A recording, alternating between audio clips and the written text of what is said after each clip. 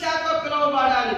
ఎందులో నుంచి పిలువబడాలి? రెండో పాయింట్, ఎందులో నుంచి మనం పిలువబడాలి? మనం ఎందులో ఉన్నామో చూద్దాం. చూడండి, పేతురు భక్తుడు అంటాడు కదా, పేతురు రాసినటువంటి మొదటి పత్రిక 2వ అధ్యాయం 9వ వచనం చూడండి దేవుని బిడ్డలారా.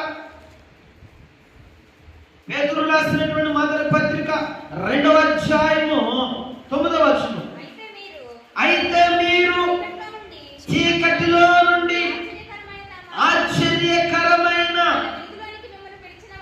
తన వెలుగులోనికి మిమ్మును పిలిచిన వాని గుణాతిశయములను ప్రచురము చేయ నిమిత్తము ఏర్పరచబడిన వంశమును రాజులైన యాజక సమూహమునై ఉన్నారు. చాలండి.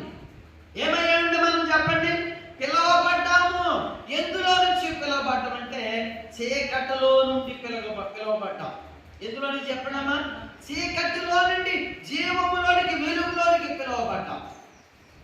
చీకటి అంటే పాత జీవితము, రోత జీవితము, పంపు కొట్టే జీవితము, అసహించుకునే జీవితము, ఇష్టపడని జీవితము, ప్రేమించిన జీవితము, నీ జీవితము, నా జీవితము ఒకానొక దినమందు దేవునికి దూరమైనప్పుడు, దేవుని సన్నిధికి రానప్పుడు, దేవుని మాటకు లోబడినప్పుడు, దేవుని సన్నిధిలో కూర్చున్నప్పుడు, లోకానుసారమైన జీవితం జీవిస్తున్నప్పుడు, త్రాగుడు కలవాడు పడి, దొంగతనాలకు అలవాటు పడి, జూజములకు అలవాటు పడి, వ్యభిచారం